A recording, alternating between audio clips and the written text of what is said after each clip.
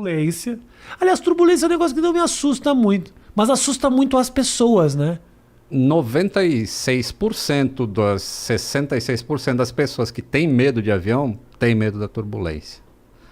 Deixa eu só terminar de falar do avião lá. Fala lá. Então é o Electra, que foi o primeiro que eu trabalhei e foi uma grande escola para mim. E ele era tipo alguma coisa analógica. Pensa assim num disco de vinil, uma fita cassete. Isso era o Electra. E hoje eu trabalho com o Boeing 777. Que é extremamente tecnológico, seria o Stream de música. Então, sou apaixonado por esses dois aviões por motivos diferentes, mas para manutenção, ele é o melhor que tem. O avião maior, ele é mais seguro? Ele tem mais redundância. A gente pode falar isso. Todo avião é seguro.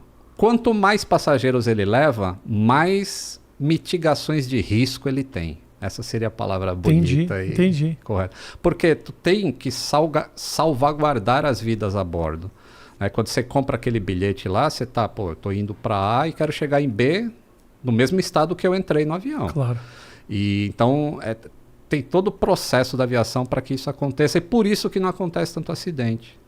Sabe qual foi o último acidente que aconteceu no Brasil, por acaso? No Brasil? Bom, de avião comercial grande. Na minha cabeça, sempre que falo acidente aéreo, eu penso no avião da TAM que caiu vindo de Porto Alegre, porque é um acidente que eu me lembro muito bem. O 3054, porque passou na televisão, transmitido ao vivo. Tive pessoas que eu conhecia que faleceram. Então aquilo ali foi muito próximo. Assim. Então foi nessa época mesmo do caos aéreo. Teve esse da TAM e logo em seguida teve o da Gol, que foi aquela colisão no ar na Serra do Cachimbo. 2007. A gente está em 2021. De lá para cá, não morreu um passageiro a bordo de um avião brasileiro.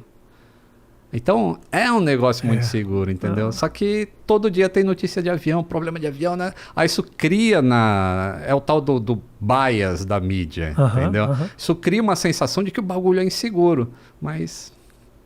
É porque também, assim, é muito... eu fico tentando me colocar no lado da imprensa. Qual é o interesse delas em noticiarem dessa forma? Acho que pode ser prejudicial, sim, para a indústria, mas é muito espetacular, né? É uma nave que desce do céu, né? Que ninguém para pensar isso quando está no avião. Que, ok, querido, você está numa cadeira no céu, entendeu? Não é uma brincadeira isso aqui. Num tubo de alumínio a 900 km por hora... respirando um ar que está sendo filtrado por um filtro EPA de UTI, que a contaminação é menor dentro de um avião do que na sala de embarque, por exemplo, para vírus. E o cara vai ter Wi-Fi no telefone dele a 900 por hora. Ninguém pensa nisso. Se parar para pensar, o cara fala, não vou entrar nisso não. Como é que é essa tecnologia do Wi-Fi dentro do avião? Como é que funciona? Por que uns têm e os outros não têm? É caro, primeiro, né? Para a empresa aérea contratar isso. Então ela tem que vender o serviço e tem que ser de um preço razoável para o passageiro pagar e a empresa poder reaver esse dinheiro de volta. E a tecnologia é satélite. Como o avião está lá em cima, ele tem uma antena tanto a bombordo quanto a estibordo, dependendo para que lado ele está indo, conecta no satélite, o satélite gera banda e você tem acesso à internet. Não a YouTube, porque aí o stream a banda é muito larga, né, para stream de vídeo. Não, mas dá tranquilamente para checar a rede social. Dá.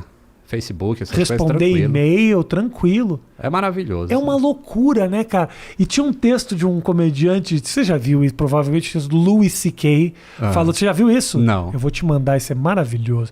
Dele falando como o ser humano, ele é eternamente insatisfeito. Porque assim, você tá numa cadeira no céu, né? E aí você reclama que o voo vai chegar 40 minutos atrasado. Agora eu tô lembrando, acho que é isso mesmo. Ou então que a luz de leitura não acende. Não acende? Meu, olha todas as outras, o balé você inteiro. Você tá voando, brother.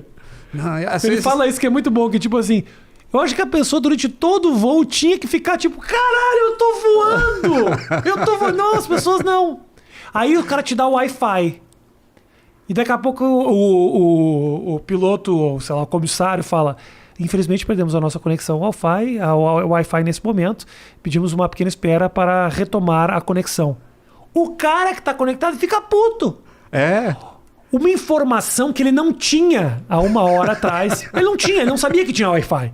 Mas aí deram Wi-Fi. E quando tira, tipo, essa Olha bosta. aí, vou processar. Vou processar. Isso, ele nem sabe por que que é. Por exemplo, Cuba. O voo sobre Cuba, o Wi-Fi é bloqueado. Isso é um regulamento internacional. Tá. O voo sobre territórios da China, o teu Google não vai funcionar porque lá não pode, tem que usar o negócio que eles têm lá. Então vai cair a conexão de Wi-Fi. E o cara mete um processo na empresa sem saber que naquele espaço aéreo não tem Wi-Fi. Sobre algumas bases militares também não tem Wi-Fi. É normal isso. Mas não tem educação suficiente, eu acho. Louco, né, cara? Eu acho que é uma eterna insatisfação do ser humano de falar, puta, como é que foi seu voo? Atrasou 1 hora. Você fala, sim, mas calma aí, deixa eu tentar entender. Atrasou 1 hora e aí você voou de São Paulo até Lisboa em 9. Então assim, vamos de navio pra ver como é que é. Como é que é. Põe em perspectiva isso. Claro. Eu fico pensando às vezes assim, sabe? É difícil explicar todo o balé que acontece num aeroporto pro teu voo sair no horário, cara. Porque enquanto você tá aqui se arrumando, botando perfuminho, arrumando a mala, já tem gente trabalhando lá no aeroporto, naquele avião, em a quantidade de carga que ele vai levar, o quanto de combustível vai, como que tá a meteorologia em rota para fazer os desvios que tem que fazer. E aí você chega lá, aí tem o check-in, todas as malas são pesadas, porque o peso faz parte de um cálculo antes do avião decolar. E aí você passa pela segurança, os caras vão ver aquele monte de coisa, aí você entra na sala de embarque, e aí espera, aí tem o seu embarque, aí você senta e vai ser transportado dessa maneira, só que no meio do voo, ou o teu assento pode reclinar ou não, vai que dê um problema ali naquela hora. E a empresa aérea tem uns vouchers para isso, né? Tipo, você chega e fala, comissário, o meu assento aqui não está reclinando, então minha luz de leitura não está acendendo. Ela te dá um voucher, tem aqui 15 mil milhas de crédito pro teu próximo voo. Sei lá quanto. Sim. Mas a empresa dá isso. O cara não fala nada. Ele só tira foto, hoje, né? Isso é uma cultura hoje. O cara tira uma foto, aí quando chega no destino lá, ele entra... destino aqui no Brasil, né? Quando ele volta pro Brasil, ele entra com processo contra a empresa aérea. Que deu tudo certo no voo dele, só a luz de leitura não acendeu. E ele poderia ter até uma passagem de graça.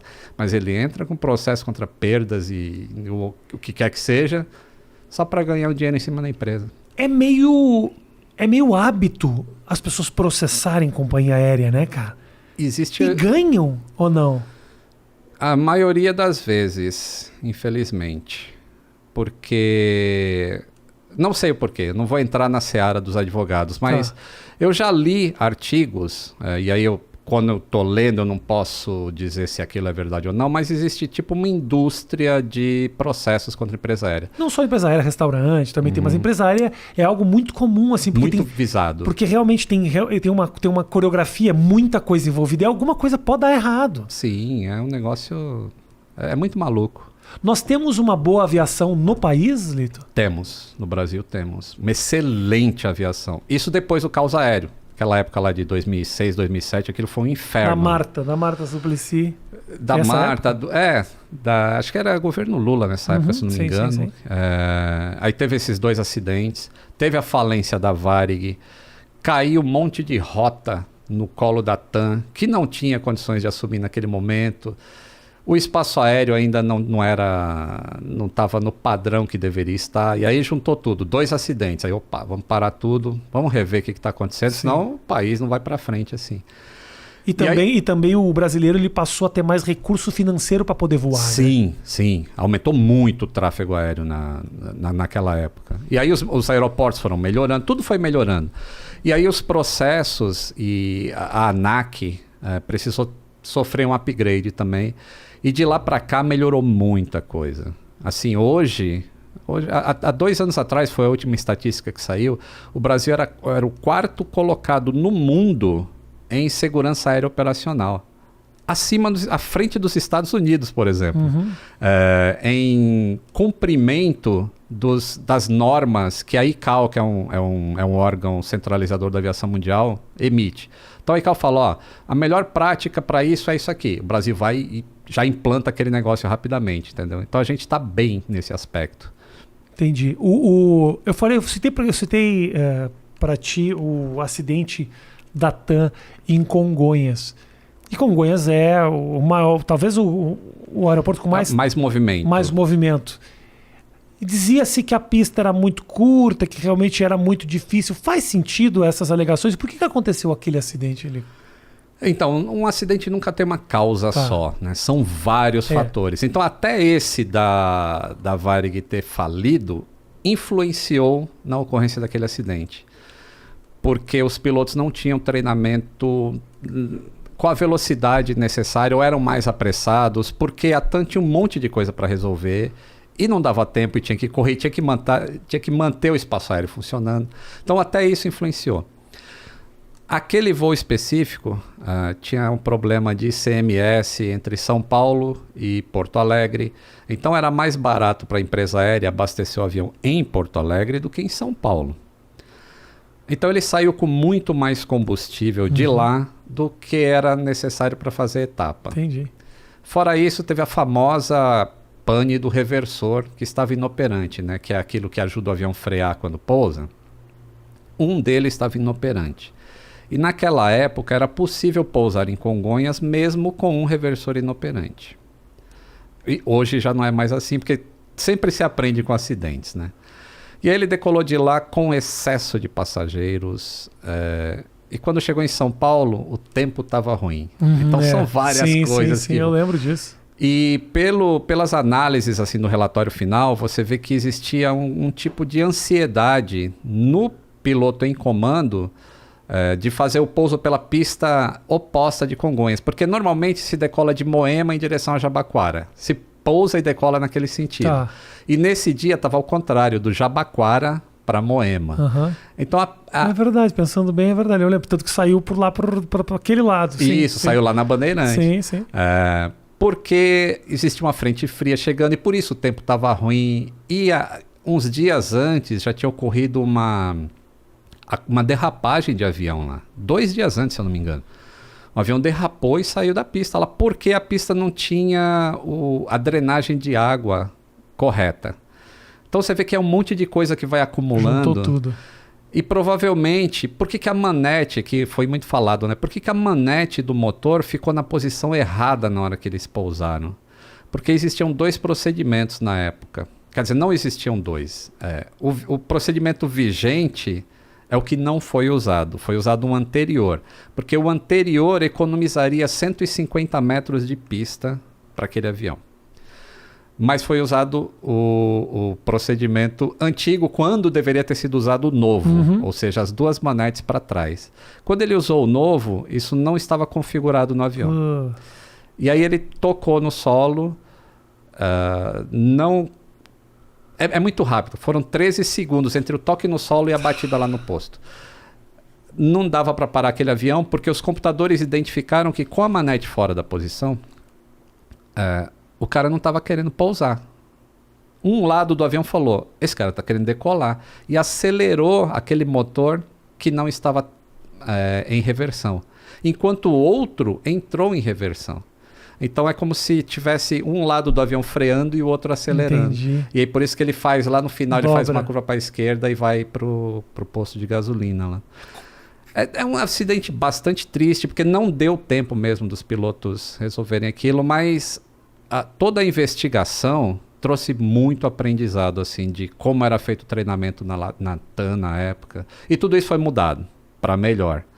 Então, eu sempre digo assim, ninguém morre em vão dentro de um avião. Em nenhum lugar do mundo, a não ser, sei lá, talvez Indonésia ou outros países com menos cultura de segurança, demoram para implementar. Mas nos países ocidentais, em geral, se adota muito rápido essas práticas e a aviação vai melhorando. Agora, esse é um acidente, não tenha dúvida, esse acidente é um acidente que parou o país, assim, foi um sofrimento de todo mundo. O Bonner transmitiu de lá, você lembra o Jornal Nacional? Ele estava em Congonhas. Jura?